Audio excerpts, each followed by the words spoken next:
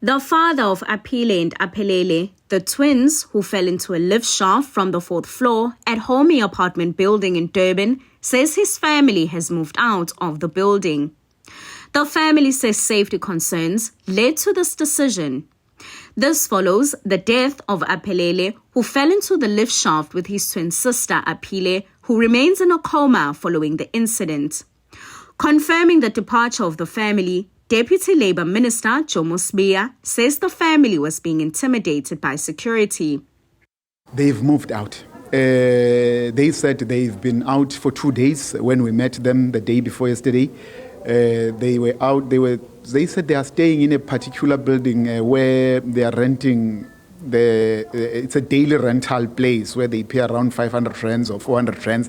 And that's why we took the responsibility. In fact, we have engaged even Human Settlements. Human Settlements is facilitating something for them, just for temporarily to have them secured in a safer place. The Department of Employment and Labour are the custodians of occupational health and safety in South Africa, and lifts are regulated by the department through the lift escalator and conveyor regulations.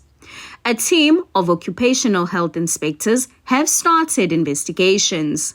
So far, because the investigation is not concluded yet, but what we have found already is that there is some elements. There are some elements of negligence, because for what happened, for us it shouldn't have happened. Because if the lift that was unused, that was not working, was guarded, all the doors, the safety measures were in place, occupational health and safety measures were adhered to, wouldn't have had this incident. We find that the doors of the lift that was unused got to be opened by an 8-year-old, and those doors shouldn't be opened if the lift or the car is not in the door. And the car was not in the door, but the lift was able to open. Automatically, that lift shouldn't be opening.